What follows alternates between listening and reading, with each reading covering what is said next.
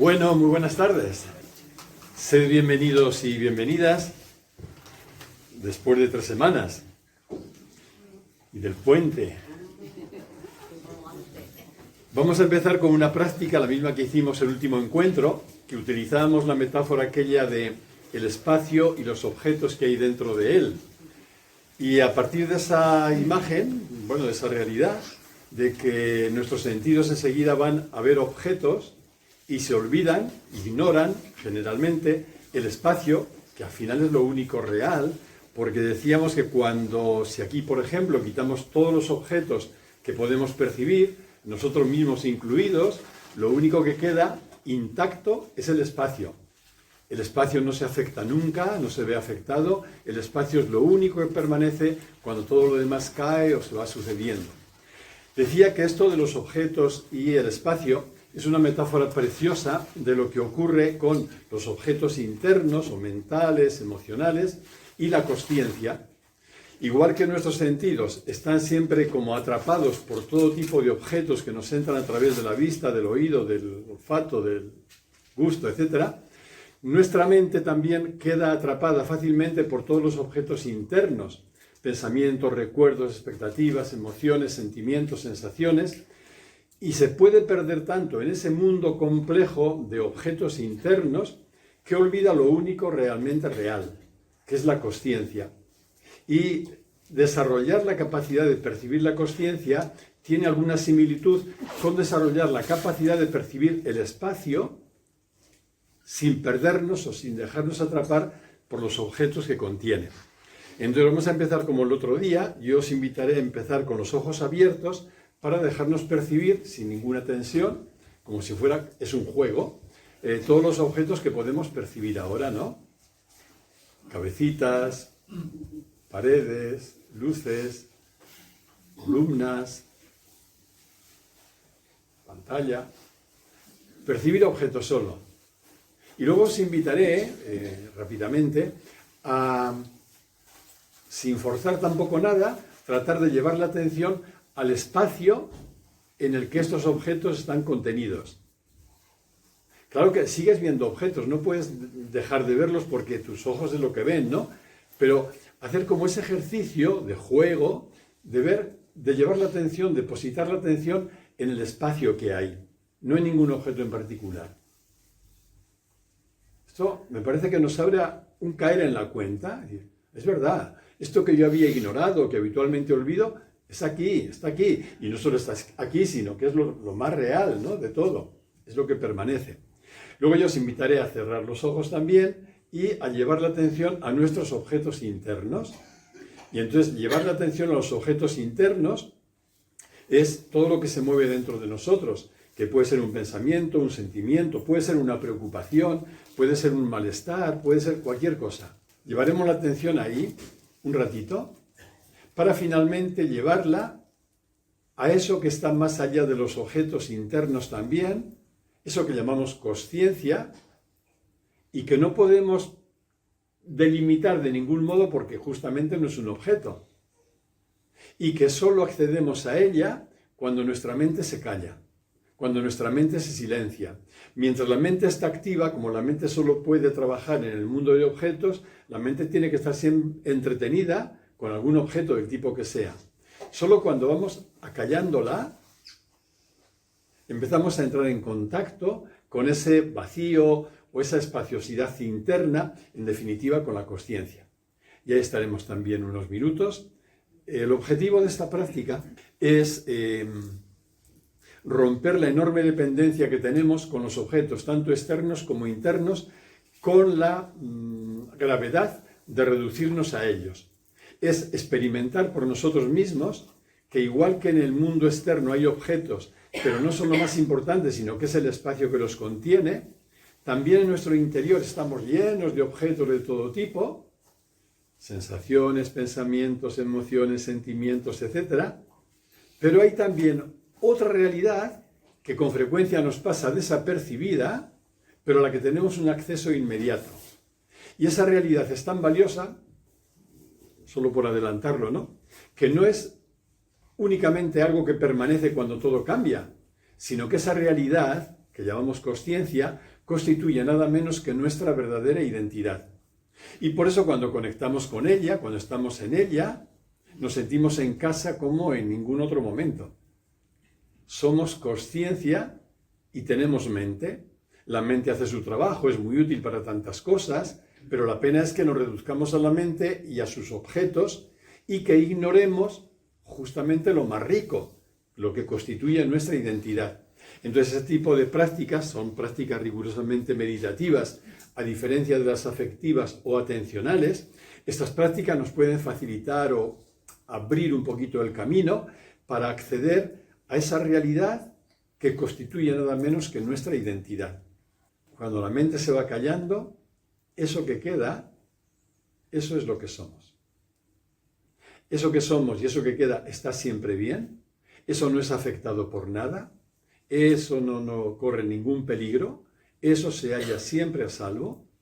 Necesitamos frecuentarlo un poquito más, saborearlo, hasta que poco a poco nos vayamos reconociendo en ello. Y cuando quieras encontrarte, no te busques en la mente queriendo encontrar un yo con cualidades y defectos, luces y sombras, sino que puedas ir a buscarte a eso que está más allá del yo, más allá de la mente. Ese es el objetivo de la práctica. Vamos a empezar y al principio la guiaré un poquito y luego ya quedaremos en silencio.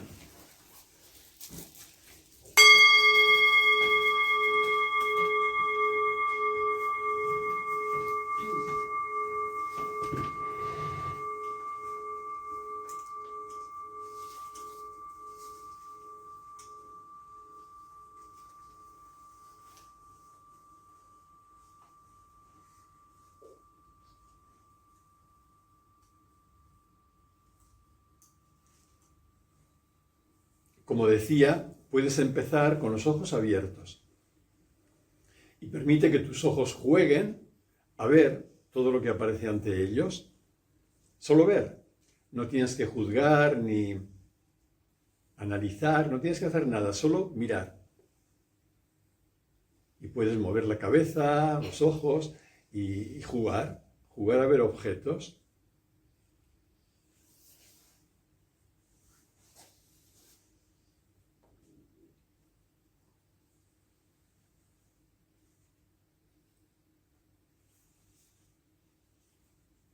Cuando hacemos así, nuestros sentidos están en su salsa,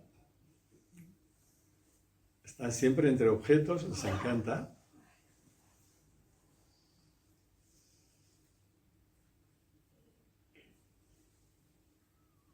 Vamos a dar un pasito más. Todavía con los ojos abiertos, vamos a depositar la atención hasta donde podamos en el espacio que contiene los objetos. Si no hubiera espacio no habría ningún objeto. Entonces mantenemos la atención, la depositamos en ese espacio. Seguimos viendo objetos porque los ojos están abiertos, es normal. Pero la atención ya no está puesta en los objetos que quiero ver, sino en el espacio. Por lo menos para caer en la cuenta de su realidad. No hay solo objetos. Hay espacio.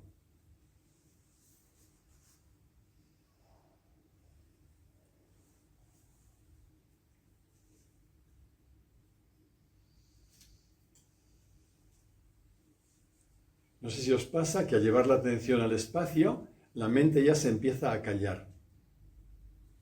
Porque no tiene que juzgar nada, no tiene que analizar. Entonces la mente es como que da un pasito atrás y simplemente se queda quieta.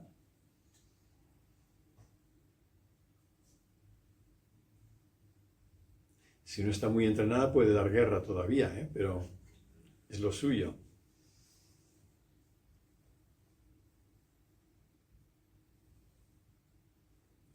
Y ahora sí ya podemos cerrar los ojos, si te parece bien.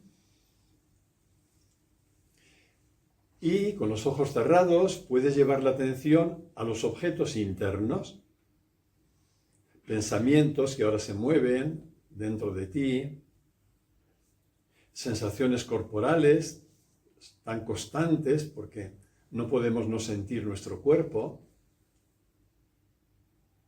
Sentimientos, según como sea el día que nos haya tocado vivir, lo que hemos vivido, lo que nos ha sucedido, hay sentimientos.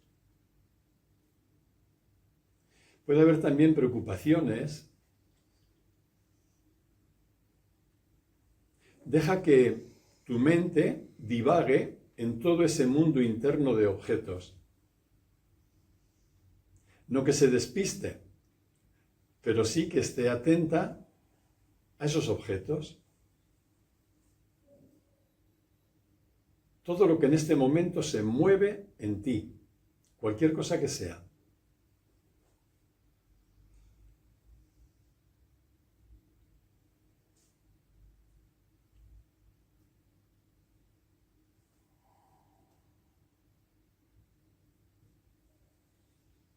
Tómalo como un juego.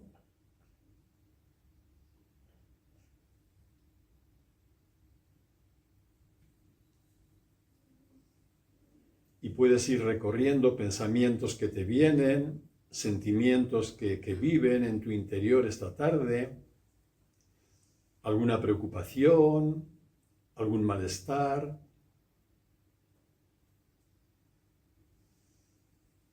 Permite que tu mente se mueva entre ellos o vaya de uno a otro.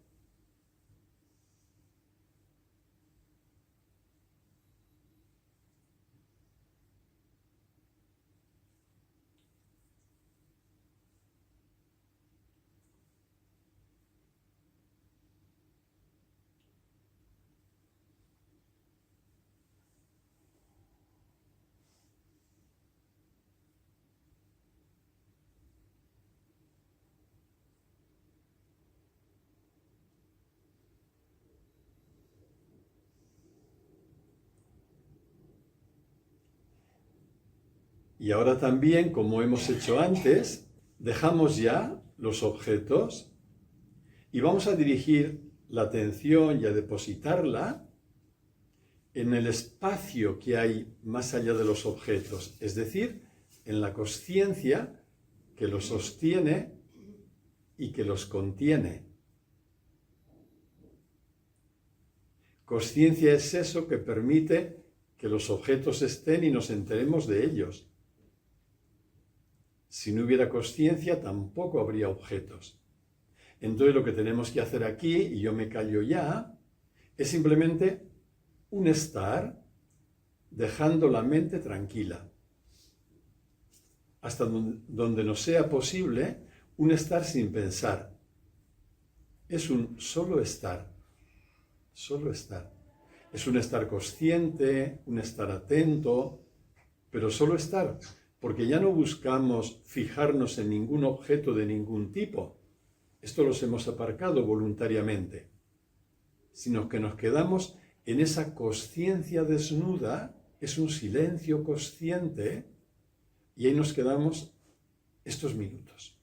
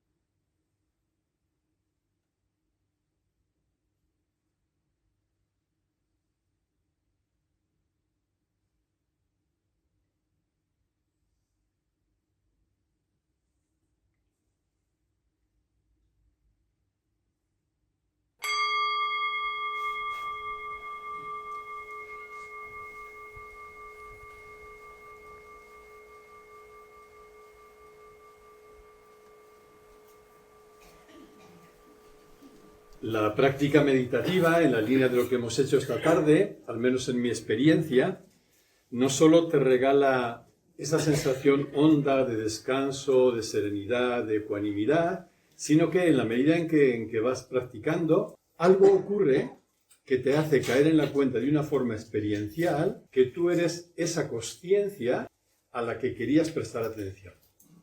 No es algo que está ahí, al lado, no. Eso es lo que tú eres. Claro, no es fácil de explicar con la mente porque la mente ahí se pierde porque no es un objeto, decía, ¿no? Pero hasta ahí va. Bueno, en la charla de esta tarde me gustaría empezar por algo muy personal, pero también que puede ayudar a gente, espero. Hoy Ana hubiera cumplido 60 años, así que me ha acompañado especialmente en todo este día y ya soñando anoche con ella y ahora también. Me siento profundamente acompañado e inspirado por ella.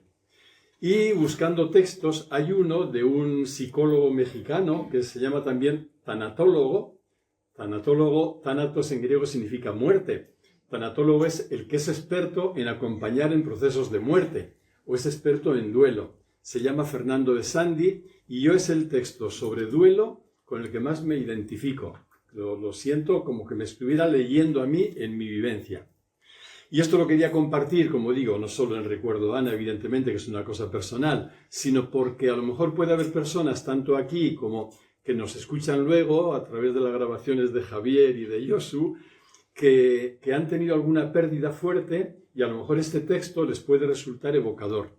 Lo voy a leer en voz alta, con esa introducción. Lo eterno lleva tu nombre. Hoy la eternidad dejó de ser una palabra abstracta, lleva tu nombre. Y el texto dice así: no hay calendario capaz de borrar tu risa, ni reloj que mida el eco de tu ausencia. A veces cierro los ojos y no sé si te extraño o te sigo viviendo en un lugar secreto de mi pecho.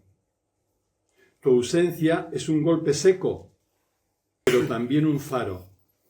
Me recuerda que el amor no se mide por la duración de la presencia física, sino por la intensidad de la huella. Y la tuya, en mí, es imborrable. No estás, y sin embargo todo me habla de ti. La brisa que acaricia, la canción que arde en la memoria, la sombra que se alarga en la tarde. Me dueles, pero también me sostienes. Me faltas, pero también me acompañas. La nostalgia es inevitable, pero he decidido que no será una cárcel, sino un altar. Porque tu vida, aunque interrumpida, se volvió semilla de lo eterno. Y lo eterno, desde ahora, lleva tu nombre. El autor está escrito ahí, es Fernando de Sandi, un psicólogo mexicano. Y ahora sí, vamos a empezar ya con nuestro tema de hoy, que recién en el 7º encuentro estamos en el capítulo 1, porque me parecía que en esos temas introductorios, los 6 anteriores que hemos ido viendo, que merecían prestarles atención, y por eso me detuve en ellos. Pero ya a partir de hoy vamos a empezar con un orden un poquito más lógico, y el primer capítulo es preguntarnos cómo nace la culpa. Me parece que os comentaba el otro día que, claro, al ser un fenómeno tan extendido, tan intenso y de tantas consecuencias, uno podría preguntarse, ¿y esta historia cómo nace? ¿Qué ha pasado para que naciera? Ya me gustaría a mí conocer más culturas lejanas, ¿no? A ver cómo viven la culpa, porque fuera de lo que es Occidente, Europa y en Latinoamérica, pues no conozco nada más que por lecturas que he podido hacer, ¿no? Pero ¿cómo son en otras culturas este tema de la culpa? ¿Cómo lo viven? ¿Cómo influye, no? Los antropólogos suelen distinguir entre sociedades de la vergüenza y sociedades de la culpa. Las sociedades de la vergüenza ponen como estereotipo Japón, en general el Oriente Lejano, ¿no?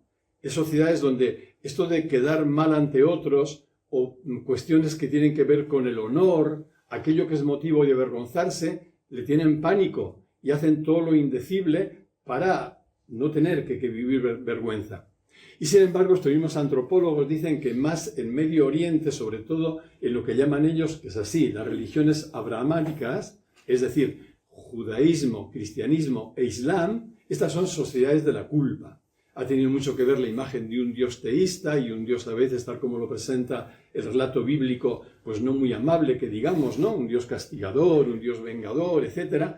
Y entonces ha generado culpa. Y en esto tiene mucho que ver un mito importante, que es el mito del pecado original, sobre el que hablaré dentro de una semana. Tenemos que recuperar la fiesta del día 3, que no hubo encuentro, así que la próxima será el día 17. El 17.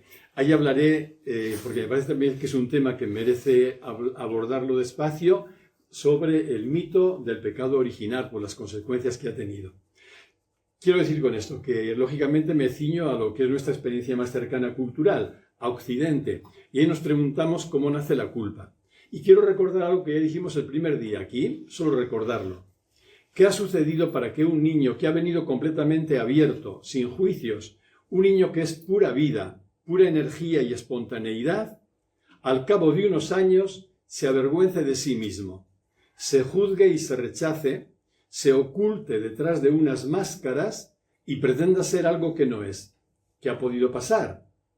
Esto ya veo algunas caras que están diciendo que tiene alguna excepción, porque es verdad que hay niños que ya nacen, desde el mismo momento del nacimiento, con sentimientos de vergüenza y sentimientos dolorosos, ¿no?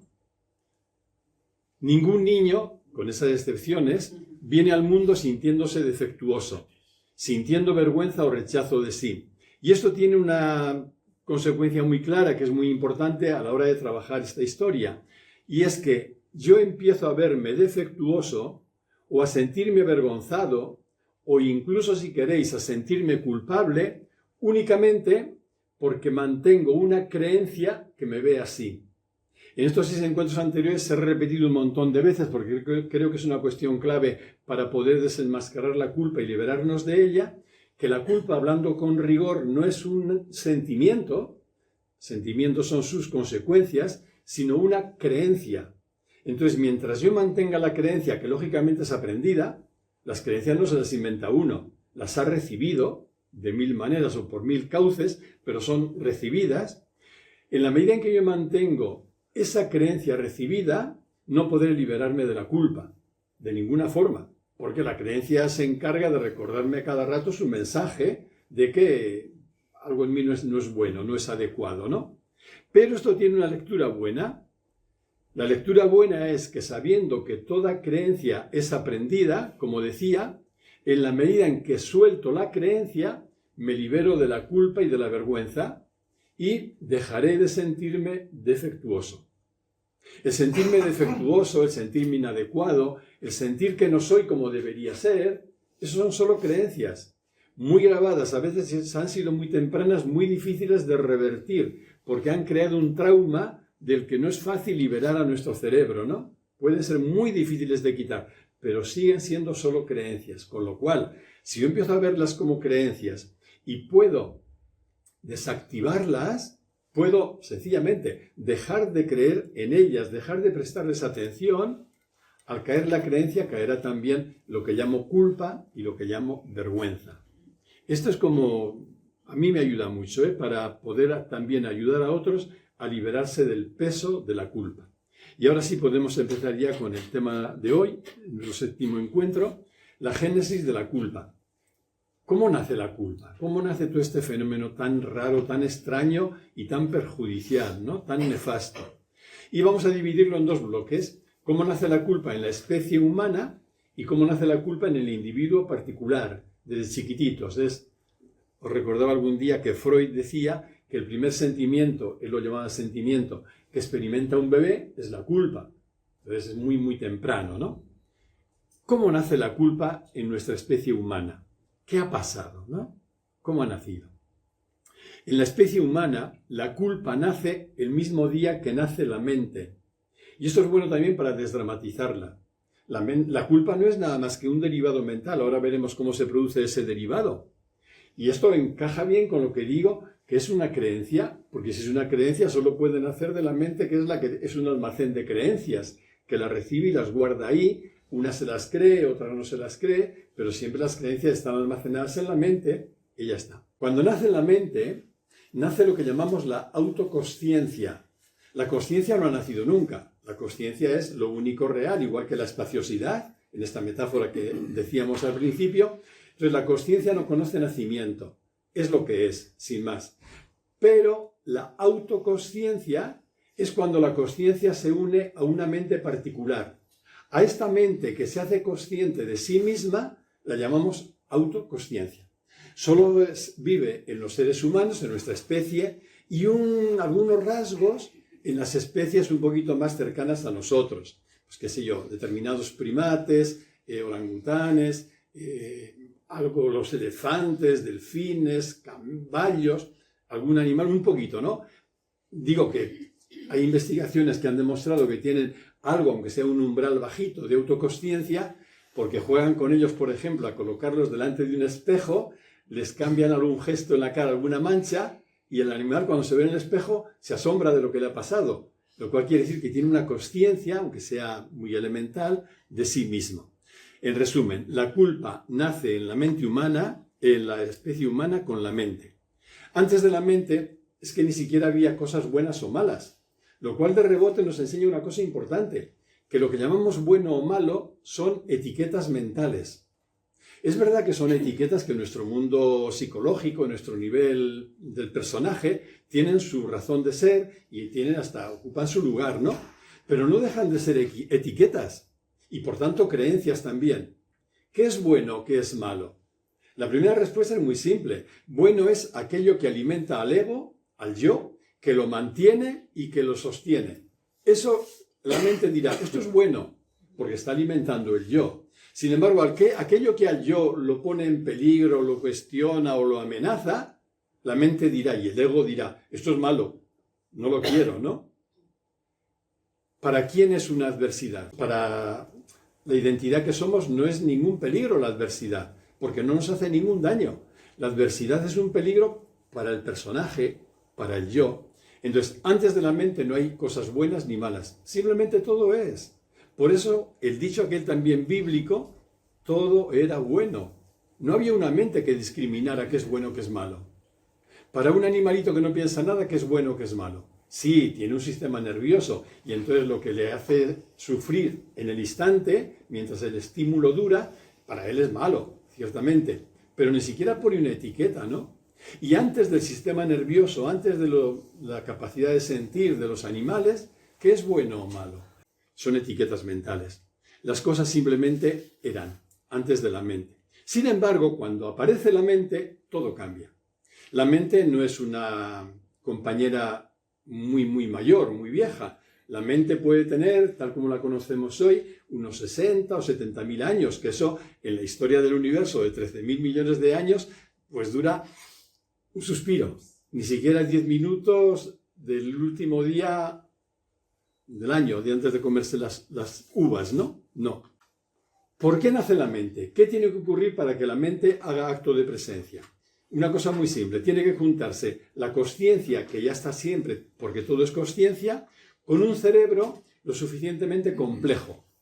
Cuando se produce esa unión de consciencia y un cerebro suficientemente complejo, sabéis que en nuestro cerebro hay más conexiones neuronales que, no recuerdo mal, pero no me hagáis mucho caso, pero como 10 veces Internet.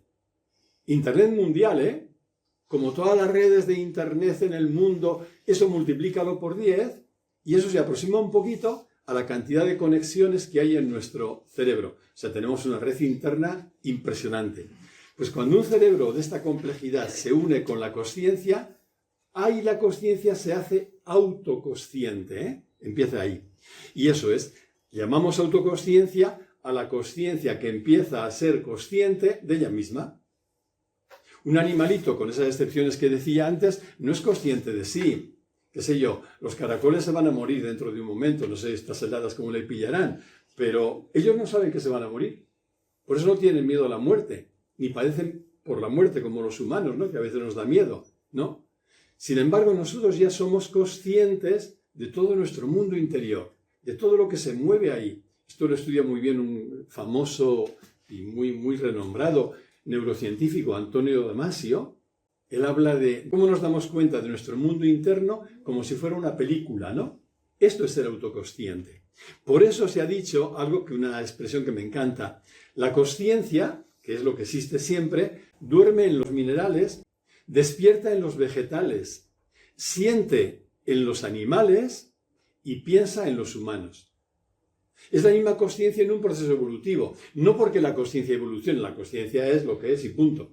Pero nuestra percepción de ella sí que evoluciona. Entonces, esa consciencia que está dormidita en los minerales, en este palito del cuenco que toca el cuenco, aquí está la consciencia súper dormida. En los vegetales despierta. Los biólogos nos hablan cada vez más de cómo los vegetales se comunican incluso entre ellos. Hay una consciencia muy viva ahí, ¿no?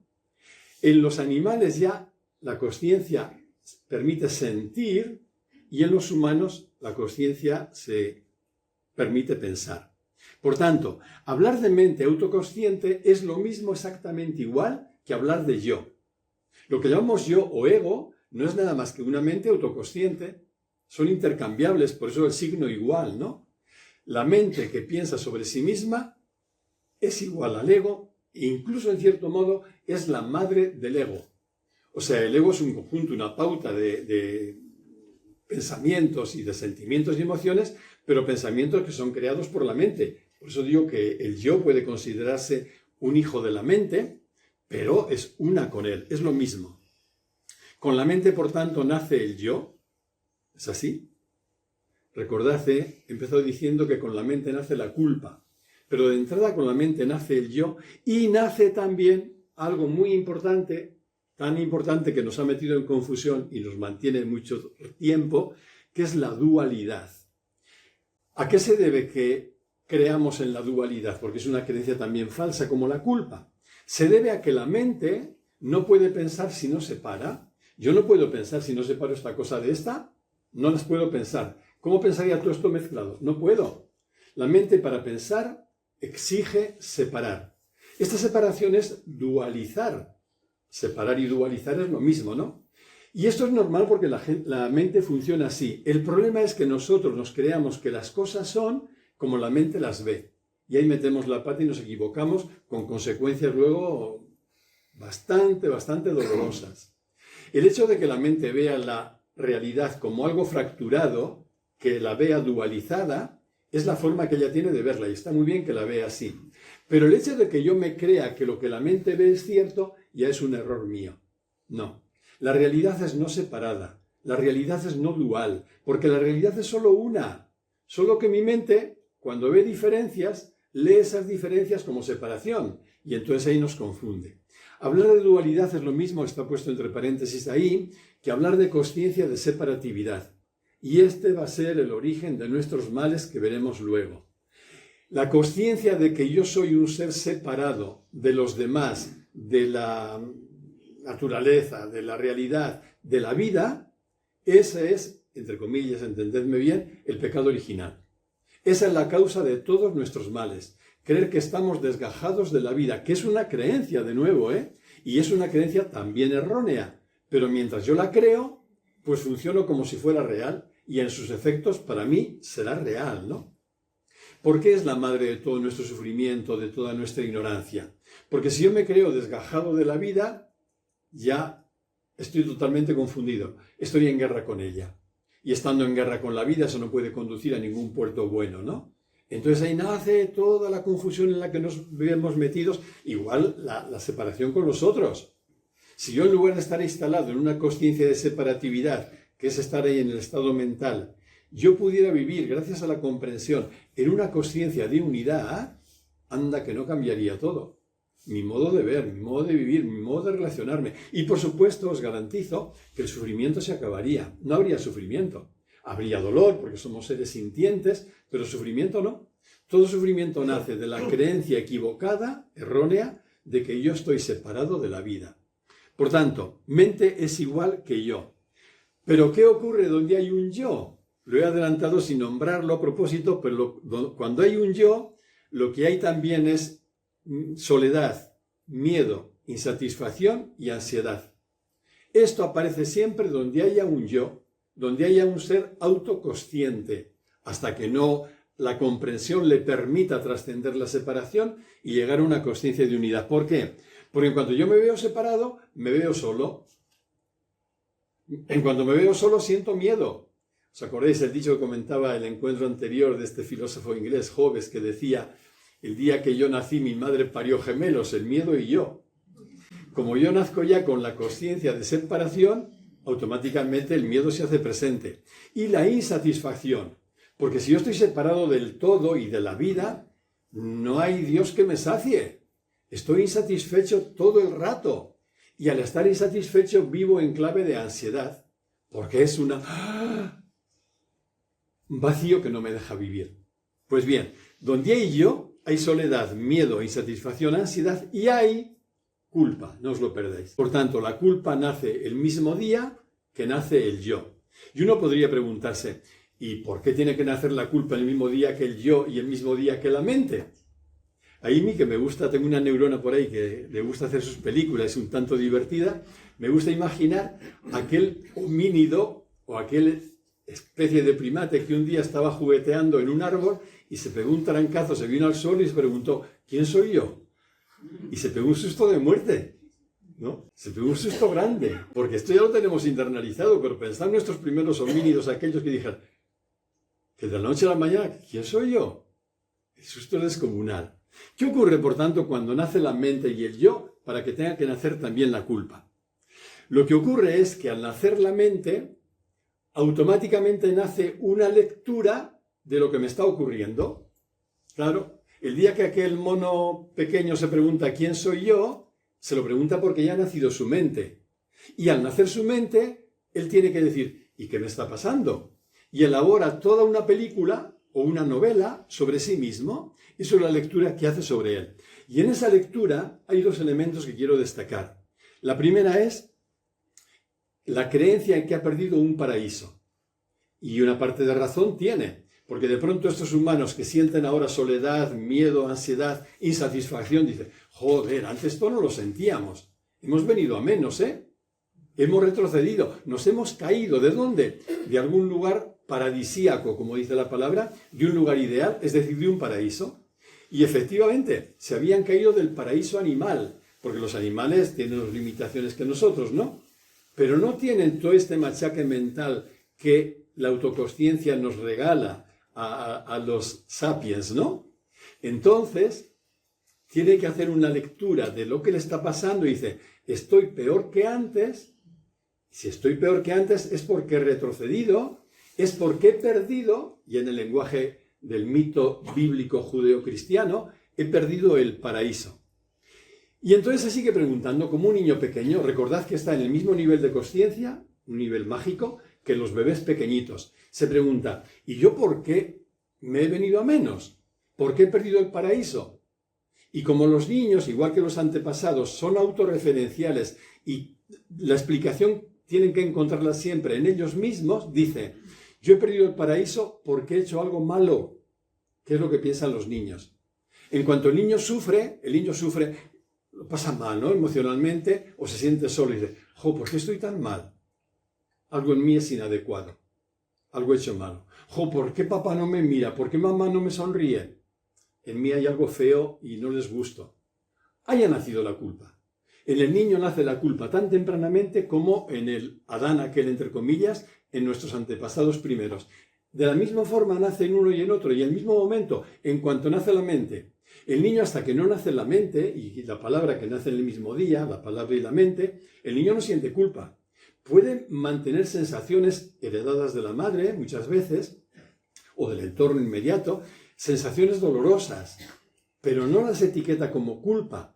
No, eso es posterior. Pues igual que el niño, también. Entonces, nuestros antepasados, además de haberlo leído en clave de pérdida del paraíso, atribuyen esa pérdida a una culpa suya. Hemos sido malos y un Dios nos ha castigado. ¿Y por qué hemos podido ser malos con un Dios? Porque no le hemos hecho caso, que es lo mismo que piensa un niño, porque le he desobedecido. El encuentro que viene cuando hablemos del pecado original, me detendré mucho más en esto. Entonces, a partir de la autoconsciencia, lo que se produce es esta secuencia en 3 pasos: pérdida, culpa y castigo. Toda culpa tiene que ser castigada. Pérdida que ellos leen en clave de caída. La caída de Adán y Eva, la caída del paraíso, la pérdida del paraíso, por algo que yo he hecho malo, por eso soy culpable y por eso merezco castigo. Lo veremos más despacio también. Sin embargo, aquella lectura que hicieron nuestros primeros antepasados cuando se cayeron del arbolito contenía dos errores. Por eso hemos entendido literalmente, la Iglesia lo ha entendido literalmente, ha enseñado catecismo con eso, ha entendido literalmente, ha cometido barbaridades, ha inoculado el sentimiento de culpa en Occidente exageradamente, ha provocado muchísima angustia en muchísimos seres humanos, etcétera, etcétera. Lo veremos la semana que viene también. Sin embargo, aquella lectura tenía dos errores y al verlos nos hace caer en la cuenta de que no hay que leerla de manera literal, sino que es solo un mito. Mito no quiere decir que sea mentira, quiere decir que está expresado en unas claves simbólicas, pero no literales, ¿vale? ¿Cuáles son los dos errores de aquella lectura? La primera es que lo que ellos llamaron pérdida del paraíso no fue ninguna pérdida, no fue un retroceso y una caída, fue un avance evolutivo de una importancia descomunal. Fue un salto cualitativo en el proceso de evolución. Fijaos lo que supone pasar del animal sintiente al animal pensante. Todo lo que llamamos autoconsciencia o mente es un salto impresionante. Por tanto, nuestros antepasados se equivocaron cuando leyeron que habían perdido algo. No, habían ganado mucho, pero eso sí, iba acompañado, como consecuencia de la consciencia de separatividad, de más sufrimiento. Eso es cierto. Y la evolución continúa, aunque se produzca algún retroceso, ¿no? Generalmente los humanos van avanzando, pero siempre hay alguno que... Y estamos en una época en que hay bastantes que van a contramano, ¿no? Que dicen... Y el segundo error de aquella lectura de nuestros antepasados, para quienes lo ven, al final no lo veis, ¿verdad? Para quienes no lo veis al final, y los que van a escuchar esto, es que en esta subida evolutiva están todos los humanos a cuatro patas, luego ya más erguidos, luego dos, luego ya van en una evolución creciente, pero de pronto se encuentran a Trump que viene bajando en forma descendente, ¿no? Se va en contra de la evolución. El segundo error de aquella lectura es que no hubo ninguna culpa, ningún castigo por parte de ningún Dios a quien hubieran desobedecido. El pecado original nunca existió, no existió. Aquello se obedeció a otras causas que ya tendremos ocasión de ver también, pero el haber, es que no fue pérdida, por tanto tampoco hubo pérdida. El sufrir no era consecuencia de que yo hice algo malo y un Dios me castigó. Fijaos el peso que esto ha tenido en toda la catequesis cristiana, ¿no? Y las consecuencias que ha tenido también de miedo y todo lo demás. No pasó nada de eso. Pasó otra historia, ¿no? Pero culpa y castigo no hubo. Eso, por decirlo de manera contundente, no hubo nunca ningún pecado original. Si no hubo nunca ningún pecado original, solo lo apunto, pero ya entraremos otro día, ya me contaréis cómo se lee la cruz de Jesús para los cristianos. Porque si la cruz venía a redimir el pecado original y resulta que no existió pecado original, eso tiene muchas consecuencias, que yo creo que no se atreven a asumir todavía, pero ahí va. No fue culpa ni castigo, todo fue solo una lectura mental. Una lectura mental que la mente, porque la creó ella, coloreó con sus propias características. Y las características de la mente, como hemos repetido aquí muchas veces, son, entre otras, la objetivación, la separación y la apropiación. Es decir, la mente leyó toda aquella cosa y dice, uy, yo estoy sufriendo mucho más que antes, estoy sintiendo mucha soledad, mucho miedo. Entonces se tuvo que pensar en alguien separado, al que llamó un Dios, en alguien al que objetivó, lo convirtió en un ídolo, porque todo Dios pensado es un ídolo también, y al que se quería conquistar o ganar para que estuviera a su favor. Y además, junto con eso, otro mecanismo de la mente es la proyección. Proyectó en ese Dios todo lo que estaba aprendiendo de sus relaciones con los demás. Entonces, si hay personas que son malas conmigo, que me pueden castigar, pues yo esto lo proyecto a un Dios y entonces ya hablo de un castigo eterno y de una maldad eterna también, etc. Es decir, todo es visto a imagen y a medida de la propia mente. Esto explica mucho la historia del mito, cómo el mito se fraguó tal como ha llegado hasta nosotros. porque lo creó la mente, la misma mente que nosotros tenemos. En cuanto nos damos cuenta y decimos, claro, es que no pudo hacerlo de otra manera. No pudo, porque es el modo que la mente tiene de funcionar.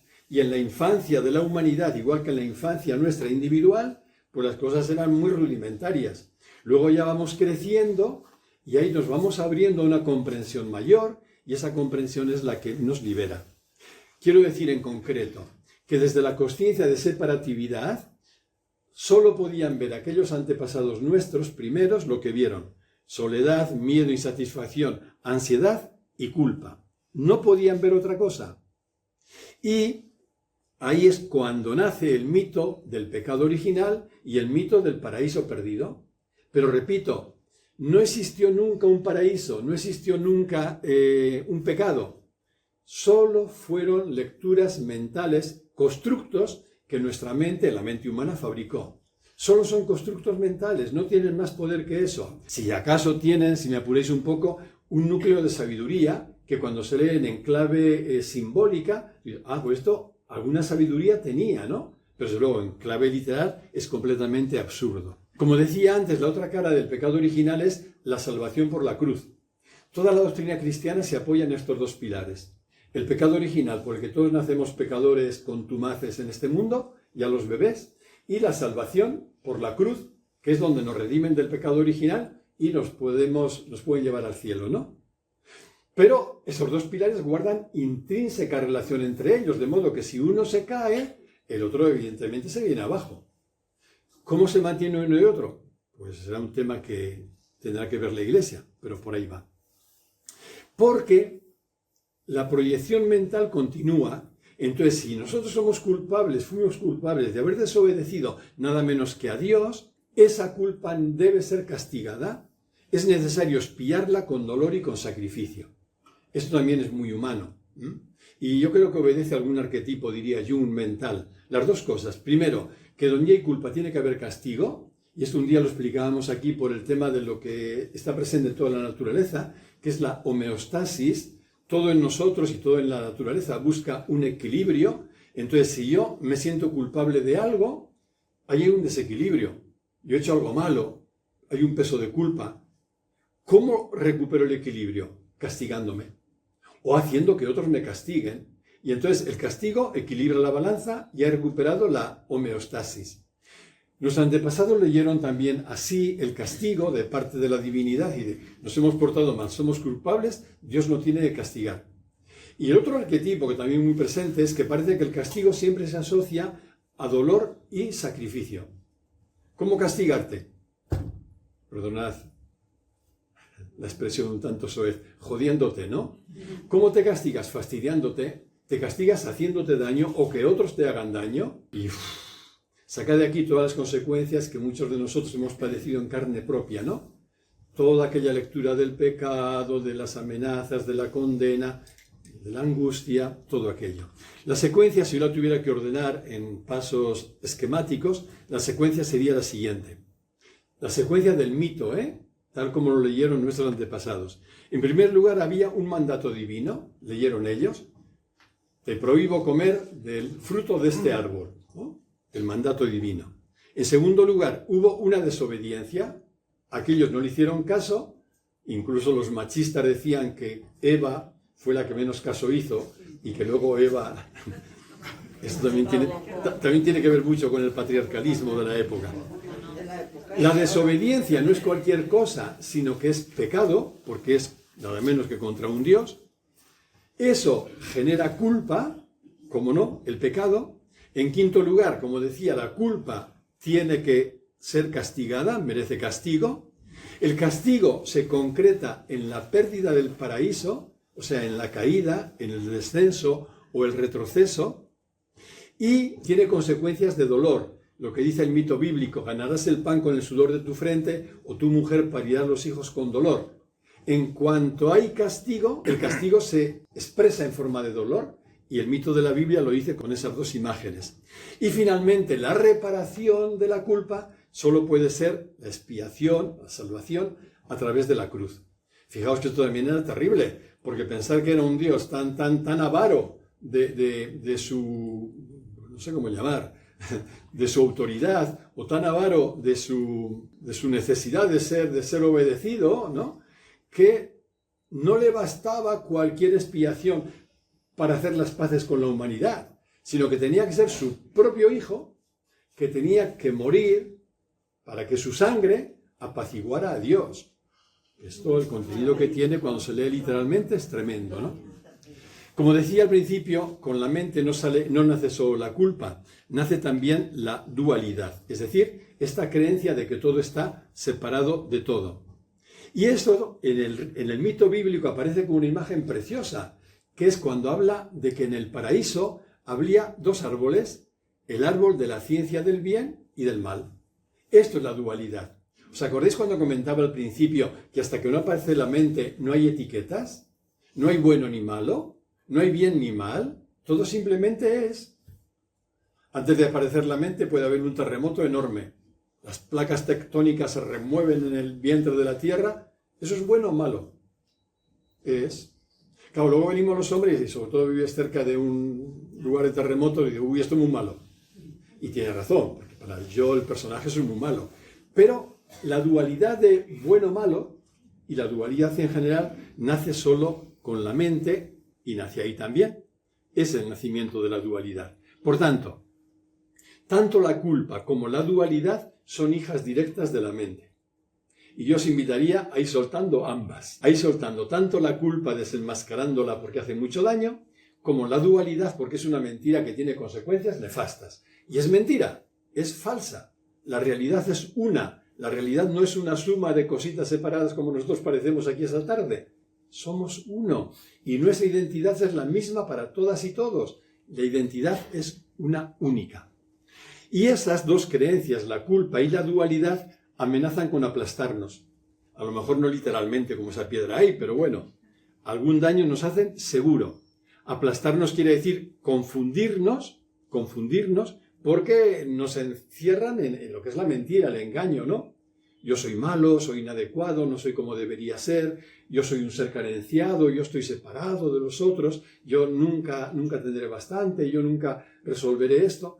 Todo creencias, consecuencias de aquellas creencias erróneas, ¿no? Entonces, decía que el mito bíblico no significa que sea falso. Un mito no es erróneo. Es el modo como tenían de pensar, para hablar así, nuestros antepasados. Igual que nosotros ahora nos expresamos en un modo que llamamos racional, más o menos.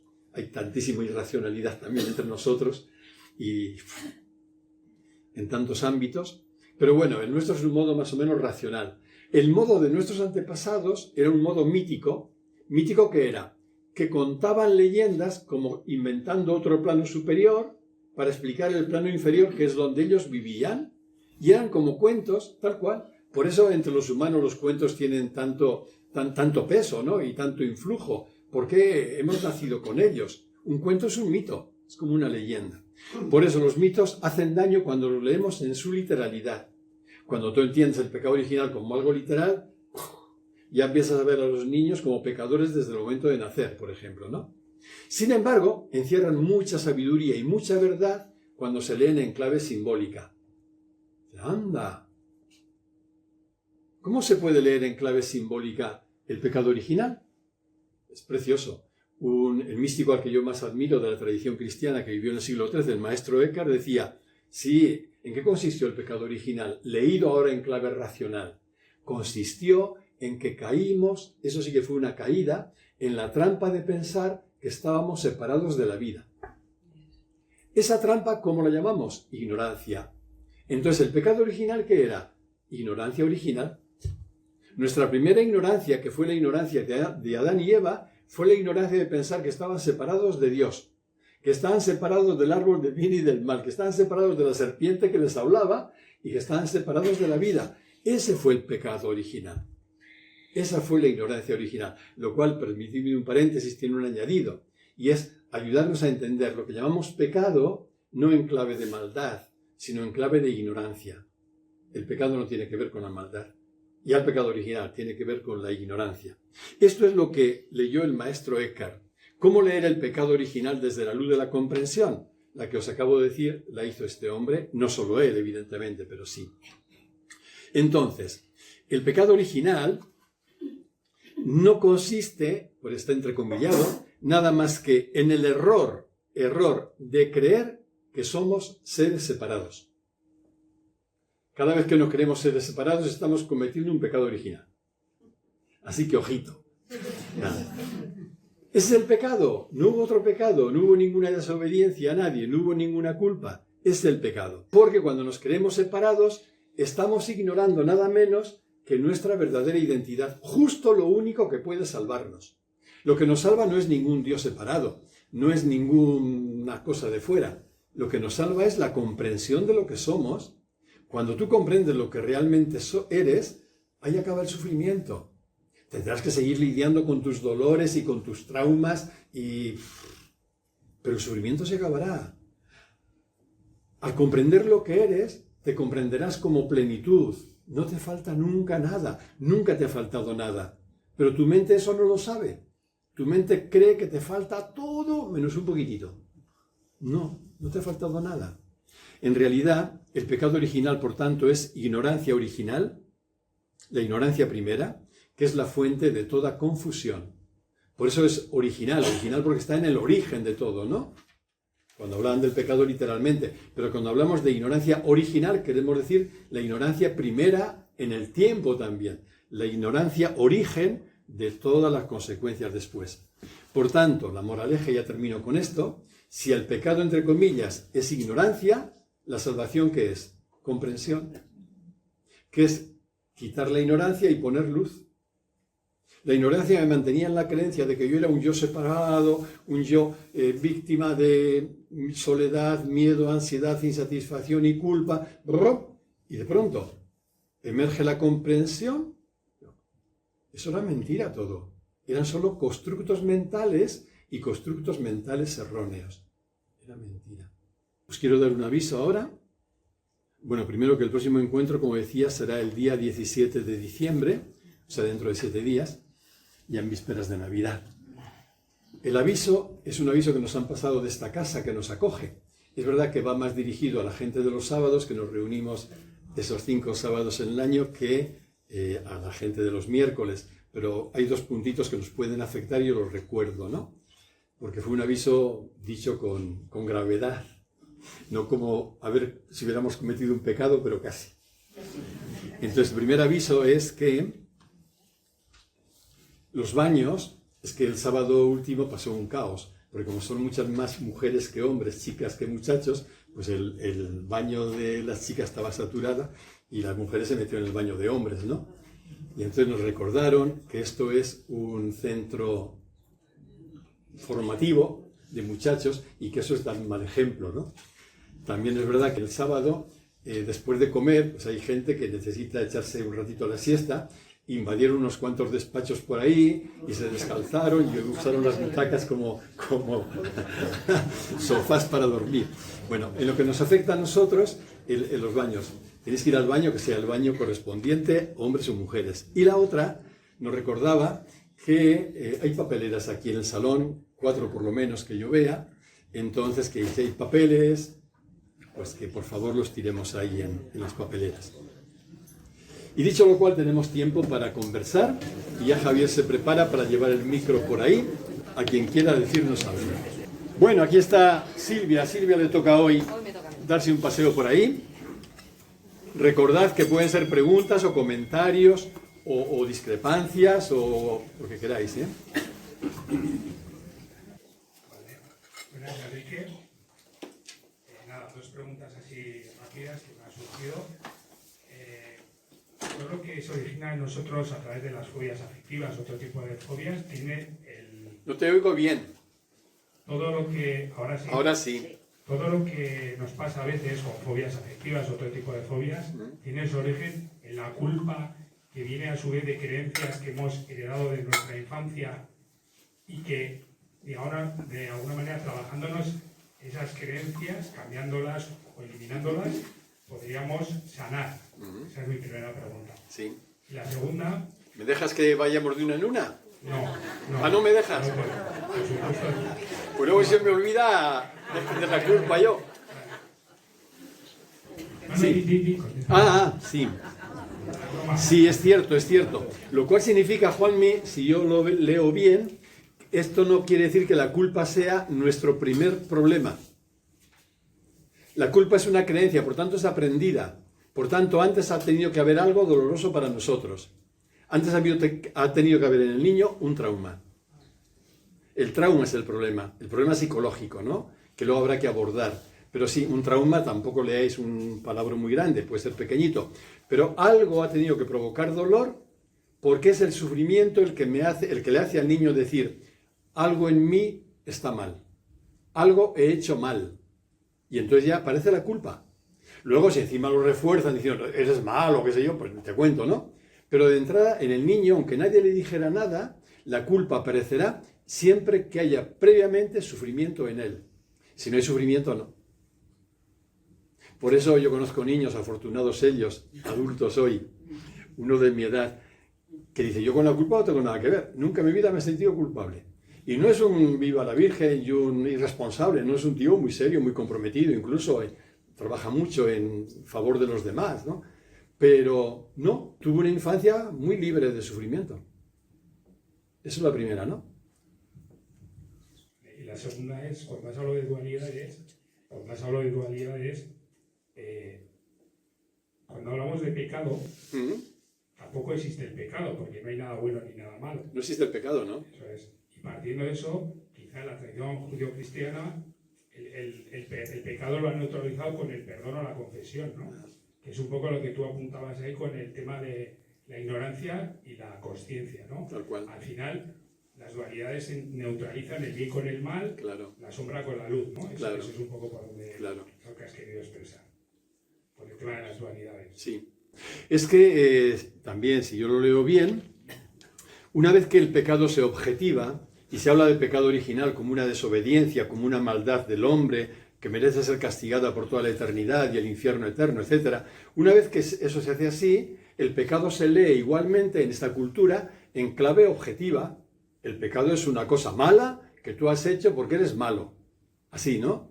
Sin embargo, fíjate cosa curiosa, Jesús nunca habló de pecado. Porque, no sé, él habló arameo, no tenemos ni idea de cómo habló.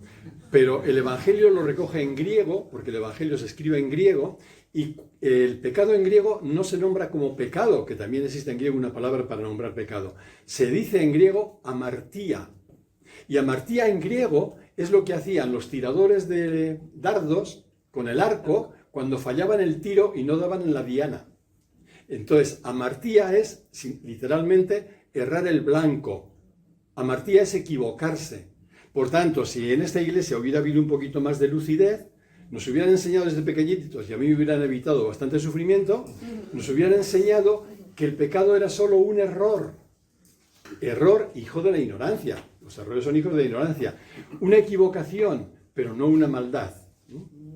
No sé si yo te aclara. Sí. Y eso no lo digo yo, está en el Evangelio del Nuevo Testamento la palabra amartía, que luego en castellano se tradujo y en latín se tradujo pecado. Muchas gracias. A ti, Juanmi. Hola. Hola. Bueno, quería expresar esta paradoja que yo ha sido esencial a lo largo de la conferencia, de que por un lado la autoconsciencia surgió como resultado de, a nivel seres humanos, darnos más capacidades que el resto de los seres vivos. Claro, una mente complejísima. Claro. Sin embargo, entre comillas, era una mente defectuosa, porque no nos permite ver la realidad como es. O sea, nos hace trampa, no podemos salir de la dualidad, porque no es capaz de ver objetos como una unidad, sino separados, ¿no? Entonces esta dualidad genera soledad, miedo, tristeza. La paradoja es que somos los seres vivos privilegiados y a la vez los que tenemos una vida más compleja, más... No necesariamente. No necesariamente. A Bueno, ver, tienes que pasar mucho Romero, rato. sobre todo, no culpes ahora la mente. Estamos diciendo que la culpa no existe. No digas que ahora la mente es la culpable o no la demonices. No, el problema no está en la mente. El problema está en que nos creemos lo que la mente nos dice como si fuera la verdad. Entonces el problema está en mi consciencia, es una forma de hablar, que me creo esto que mi mente me dice. Y que además, de entrada, parece que era inevitable que nuestros primeros antepasados se creyeran lo que la mente le decía porque era la herramienta que tenían para leer lo que les estaba ocurriendo. Pero no es porque la mente sea mala. La mente es una herramienta limitada. En la mente no hay ninguna maldad que va a haber, siempre juega a nuestro favor. Es una herramienta limitada, pero yo cuando en lugar de tomarla como hicieron nuestros antepasados, como una herramienta, la tomo como mi identidad, ahí ya confundo todo. Pero es lo que yo hago con la mente. Entonces, claro que hay ese proceso evolutivo, no era broma. Hay un proceso evolutivo porque no puedes pedirle a un niño recién nacido que piense como tú o que hable como tú. No, tendrá que hacer todo un recorrido y tendrá que pasar por una etapa previa a todas donde ni pensará, luego por un pensamiento mágico, luego por uno mítico, luego por uno racional y luego por uno, si tiene suerte, transpersonal o no dual. Pero este recorrido lo tiene que hacer cada individuo y lo tiene que hacer la especie humana en su conjunto. Ese recorrido sí. Y ese recorrido tiene riesgos, pero vamos, no sé cómo lo pensaréis, pero por lo demás es apasionante. Apasionante el recorrido en el sentido de decir, el cambio con respecto a lo que viven nuestros primos animales no tiene color, ¿no? No tiene color. Pero la culpa, repito, no la tiene en la mente, que parecía que era tu pregunta. La culpa no está en la mente, no. Está en habernos y seguir identificados con ella. Si yo utilizo la mente como utilizo este palito que es para tocar aquí, y utilizo la mente para pensar qué es lo que ella tiene que hacer, es un aliado mío genial. Pero si yo en lugar de utilizarla como una herramienta, yo digo, aunque no lo diga con esas palabras, yo soy mi mente, pues he puesto las bases para sufrir todo el rato. Esa es. Gracias a ti, Romero. Hola, buenas tardes. Oye, una de las cosas que me planteo yo también, o que pienso yo también, es que todos estos relatos y todos estos mitos son muy de culturas patriarcales. Cierto. Y entonces, el que sean también mitos de culturas patriarcales ha tenido para las mujeres, por ejemplo, consecuencias mucho peores. Totalmente de acuerdo. Agravadas, ¿no? Totalmente de acuerdo.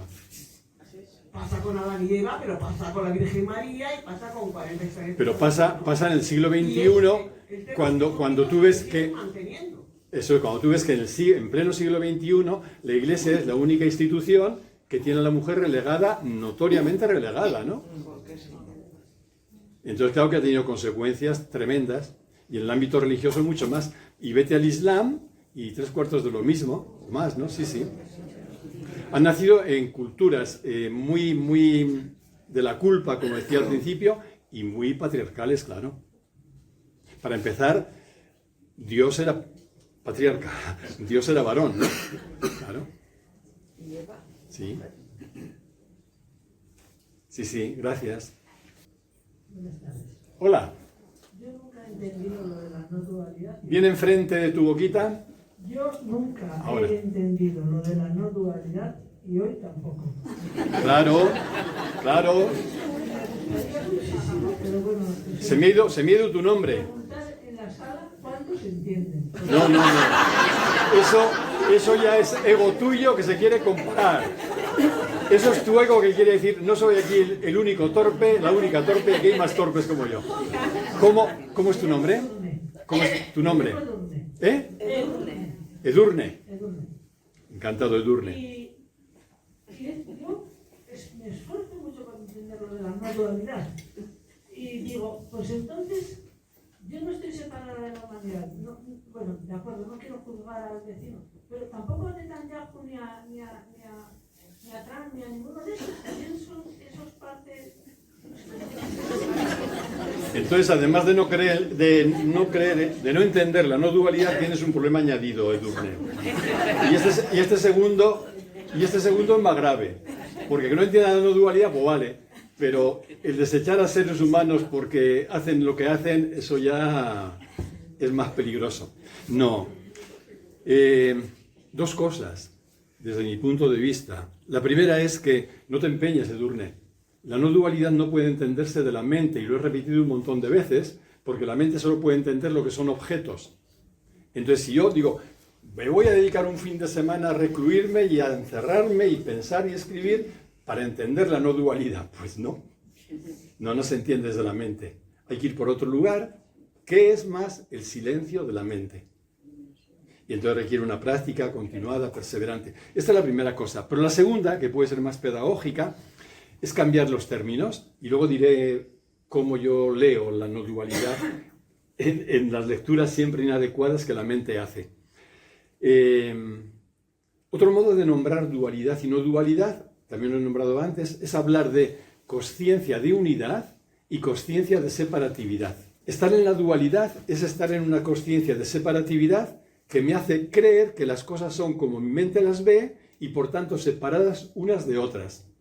Y la realidad sería, según esa lectura dual, mental, sería una suma de objetos separados, objetos de todo tipo. De personas, de animales, de plantas, de todo lo que te puedas imaginar. Todo objetos separados. Esta es la consciencia de separatividad. Y decía ahí en una imagen que donde hay consciencia de separatividad hay siempre dolor, miedo, soledad, insatisfacción, ansiedad y culpa. Porque es lo que lleva de la mano la separatividad. Y cuando hablamos de no dualidad, estamos hablando de consciencia de unidad. La consciencia de unidad, a mí me gusta más hablar de no dualidad, porque unidad parece que todo es lo mismo, lo metes todo en el mismo saco. La no dualidad es más sutil. Quiere decir que no niega las diferencias, pero ve que más allá de las diferencias estamos compartiendo la misma unidad, incluido Trump e incluido Netanyahu e incluido Adolfo Hitler. Que tú y yo, Edurne, somos diferentes, pero somos lo mismo. Esa paradoja, a eso le llamamos no dualidad. La diferencia abrazada en una unidad común y compartida. ¿Sí? Y por eso la imagen típica que se pone, hay mil metáforas, ¿no? Es la de la ola o la gota de agua y el agua. El agua, todo es agua, pero cada gota es diferente, cada ola es diferente. Entonces, hay que respetar la diferencia de cada ola y a cada una se le podría poner un nombre distinto. Pero ojalá no olvidemos que todas las olas siempre han sido, son y serán agua. Entonces tú y yo somos diferentes en cuanto al personaje, pero somos lo mismo en identidad. Y si yo puedo vivirme en la identidad, entonces veré que todos son el mismo que yo, con disfraces diferentes. Solo nos cambia el disfraz que cada cual usa. Y el disfraz no me refiero solo a la ropa que llevo, no me refiero solo al perfil psicológico, mental, me refiero también a las acciones y a las barbaridades que Trump puede estar cometiendo, Netanyahu o Putin, ¿no? Todo es un disfraz diferente, pero en la identidad, en lo que somos, seguimos siendo lo mismo. Estos son apuntes para poder como ir acercándote a esto que llamamos como no dualidad, pero nunca la podremos atrapar ni con la palabra, por eso yo no encuentro otra forma de hablarlo más precisa, ni con la mente. Solo la podremos Gracias, Enrique, seguiré meditando. Gracias, Edurne. Sí, el camino es ese, ¿eh? Gracias por cortarme también.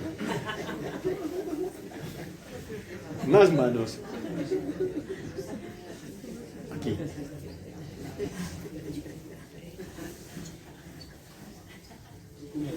Buenas tardes, soy Javier. Por seguir ahondando en la no dualidad y por si puedo dar alguna luz con mi experiencia a personas parecidas, incluida Edurne, decir que yo creo que pasamos de la ignorancia a la comprensión a través solo de la experiencia. Porque si no, todo lo demás es teoría, ¿no? Claro. Solo es verdad aquello que se vive, lo demás es teoría. Eso es. Entonces, en mi caso, yo con 15, 16 años, ya vi que había un plano superior. O sea, la capacidad de salir de ti y unirte a un todo superior, a un algo superior, en el que no eres nadie, pero lo eres todo a su vez, yo creo que ahí me di cuenta que no existía la dualidad, que estábamos unificados, que todo estaba unido, ¿no? Que todo tiene un sentido, ¿no? y que somos como fractal del universo, fractal de un infinito. Así es. Yo solo a través de esa experiencia y a través de mis experiencias posteriores he sido capaz de hacer verdad eso que he vivido a través de la experiencia. Eso y mi es. camino ha sido la meditación. Eso es. Como en 16 años yo no sabía que meditaba y ya por capacidad, por entrega, por ignorancia y por capacidad de corazón con esa edad, ya estabas en un todo. Entonces, yo creo que el camino es la práctica meditativa. Totalmente. La práctica meditativa llega un momento en el que te abandonas, tu yo, tu ego se disuelve, desapareces y estás en un todo. Exacto. Es un miedo absoluto que viene de la mente, pero si eres capaz de profundizar en tu corazón, ahí te das cuenta desde la experiencia Eso es. que realmente hay algo superior y que nada está dividido. Eso es. Bueno, pues sin más, contar la experiencia. Muchas gracias, Javier. Y al hilo de tu experiencia y de la confidencia que nos haces, pues yo me animo también a compartiros algo mío. De todo lo que dices lo comparto al 100%, aunque yo no utilizaré nunca, lo cual no quiere decir que tú no lo sigas haciendo, la palabra superior, porque mi experiencia no es la de algo superior o alguien superior, no fue. Quizá el lenguaje es equivocado, es El lenguaje otra dimensión. Es muy limitado, sí. Yo tuve mi primera experiencia como un regalo a los 6 años. Y digo esto, bueno, yo a los 6 años vi, dos cosas vi. Que todo era uno, como decía Javier, y que todo esto era un puro teatro. No iba a decir un puto teatro. Todo esto de los humanos era un teatro para matarte de risa. Sin embargo, he de añadir, para ser justo y para que esto sea completo, que aquello, primero, me descolocó por completo. Segundo, tuve claro que no se lo podía contar a nadie, ni a mi familia, a nadie. Y tercero, aquello no me libró para nada del dolor en mi infancia y adolescencia, que fue no pequeño. No está peleado una cosa con otra, porque a veces tenemos una idea romántica de decir, una persona llega a la comprensión y ya esto es jauja. Una leche, no es jauja, porque lo que el personaje tiene sin arreglar, sigue sin arreglar. Y duele, y sigue doliendo, y te sigues equivocando, y sigues haciendo daño. Anda que no me equivoco yo a veces y he hecho daño a gente que no tenía por qué haberle hecho. Y todo esto habiendo tenido una experiencia a los 6 años, pero no solo eso. La segunda y tercera experiencia la tuve con 55 años. Joder, pues yo si fuera un poco aplicado como Edurne, pues ya estaría yo más desarrollado en todo esto. Y sin embargo, ahí voy con el lastre todavía de mis inercias, de mis errores, de mis metidas de pata, de mis depres. Ahí voy con todo eso. Hay una diferencia, y esto comparto con Javier, y es que eso que has experimentado ya no lo olvidas nunca más, aunque te estés muriendo. Aunque estés roto, deshecho y tu mente esté perdida en un estado depresivo, como pasé yo hace unos días, un bajón enorme por la añoranza de Ana y otra cosa que se juntaron, yo digo, tengo un bajón que no me aguanto ni yo, y voy a buscar un psiquiatra que me ayude a salir de aquí. Sin embargo, en estando así, nunca pones en duda que lo que viste, lo viste. Que lo que viviste, lo viviste, y que es cierto. Que eso es seguro, ¿no? Pero sí, tal cual, Javier, es cuestión de experiencia, experimentarlo. Bueno, vamos a terminar, si os parece, con una práctica afectiva, para que no nos pase como el otro día, que se nos fue todo el tiempo. Y estas prácticas afectivas nos vienen siempre bien. Nos viene siempre bien porque si el amor a uno mismo es lo que nos mantiene unificados y lo que nos hace vivir armoniosamente, la imagen es que no me gusta, pero la voy a decir otra vez, es el pegamento que nos une por dentro. El amor a uno mismo, la dimensión afectiva, es imprescindible, esto también para ti, Edurne, y para mí, es imprescindible que vaya unida a la dimensión, esta otra, de la práctica meditativa. Tiene que ir unida a las dos cosas, ¿no? Todo lo que es más cognitivo y experiencial, unido siempre también a lo que es más afectivo. Con esto quiero decir, por decirlo brevemente, que decía Teresa de Jesús, no descuidar un solo día vivir el amor a uno mismo. Un solo día, sacar algún ratito, aunque solo sea para llevarte la mano al pecho y sentir afecto hacia ti. Aunque solo sea para visualizar aquella foto que tienes de niño, de niña, de hace 70 años en mi caso, o 75 ya, visualizar aquella foto de bebé mía y llevarle mi amor a él. Esto es fundamental. Vamos a terminar pues con esta práctica afectiva.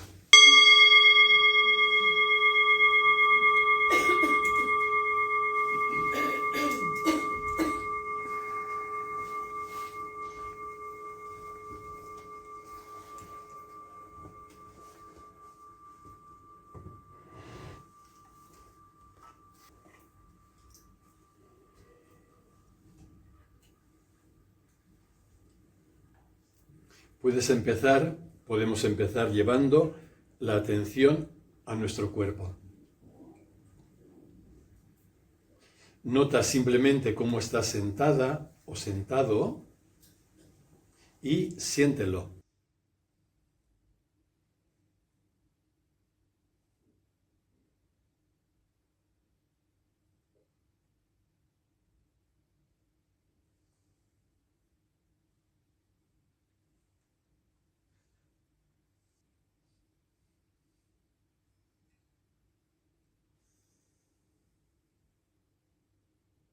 Dentro de tu cuerpo puedes llevar la atención ahora a la respiración. Quizá puedes hacerla un poquito más pausada, más profunda y mantener en ella toda la atención.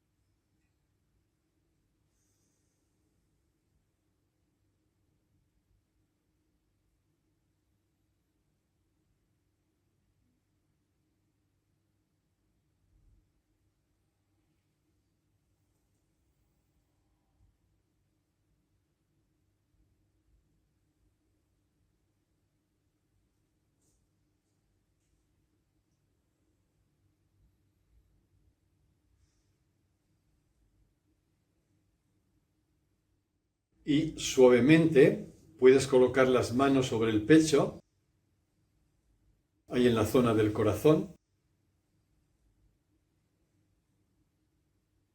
y sentir en primer lugar la sensación de contacto, solo la sensación de contacto, el contacto de una mano con la otra, de las manos con esa zona de tu cuerpo. Es una sensación física, puramente física, corporal. Mantenemos la atención ahí, en la sensación de contacto.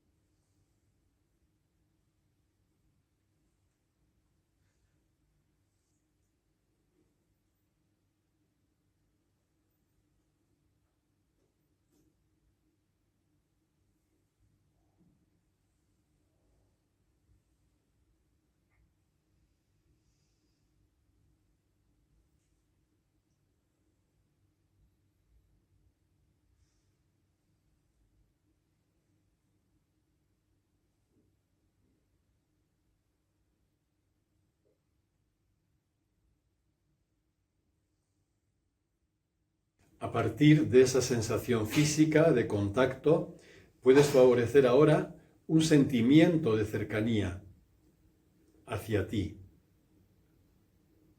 Si te ayuda, puedes decirte interiormente: siento que estoy conmigo. Me siento cercano o cercana a mí. Y aquí sí te invito a poner todo el afecto que te sea posible. Afecto, aprecio, amor hacia ti.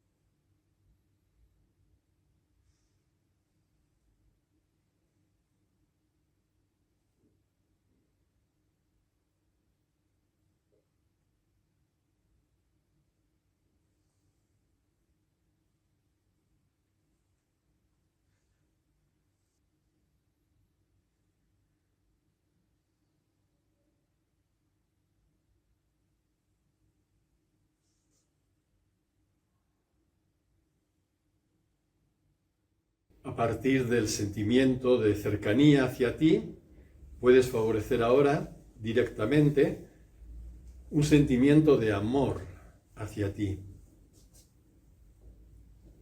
Seguir manteniendo la atención en ese sentimiento de amor dirigido a ti misma, a ti mismo. Si te ayuda, puedes también hablarte interiormente con las frases que te resulten más adecuadas o eficaces.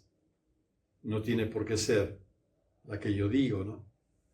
Pero puedes decirte, por ejemplo, me acojo tal como estoy.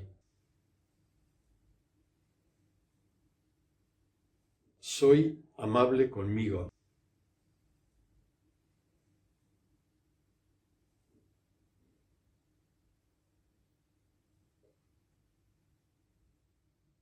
Deseo profundamente mi bien.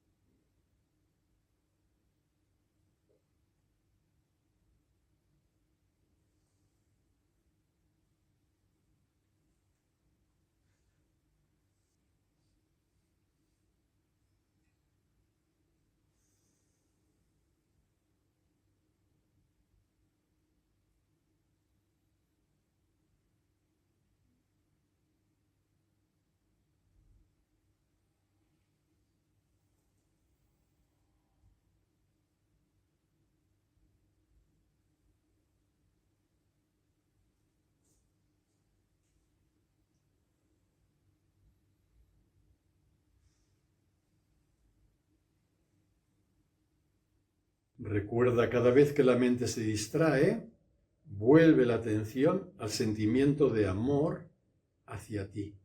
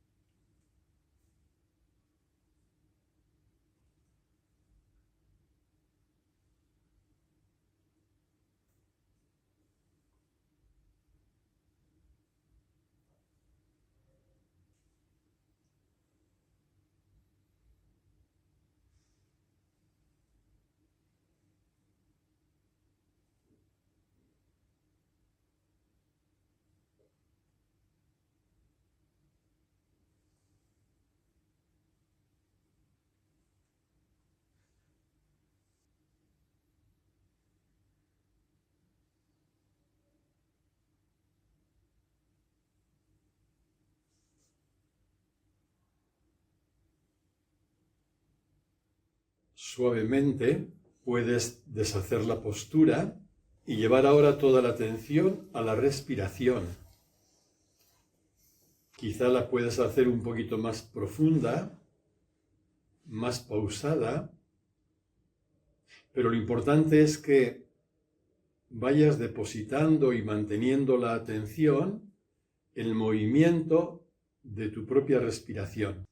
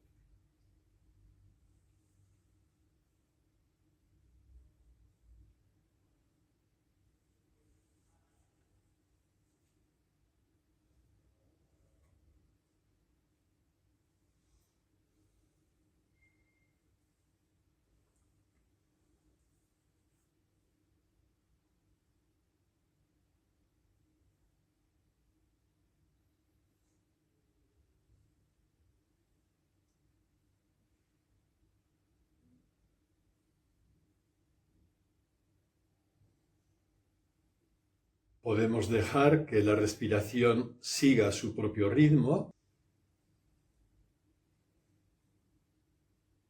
y nos acercamos a permanecer en un silencio mayor, como lo que hemos hecho al principio. Retirar la atención de los objetos interiores, pensamientos, sensaciones, sentimientos, y ponerla sencillamente y de manera muy descansada en la consciencia. Eso en la práctica se traduce en un solo estar consciente, solo estar. Cuanto mayor sea el descanso con el que se vive, tanto mejor. Solo estar.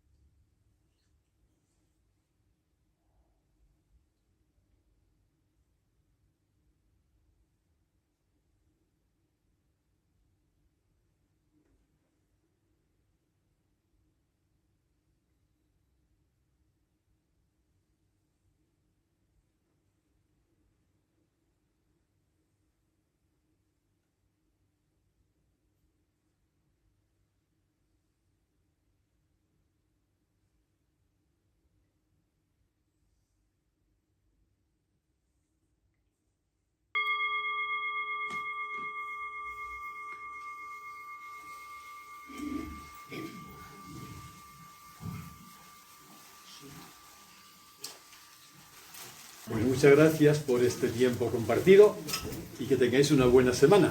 Tengamos.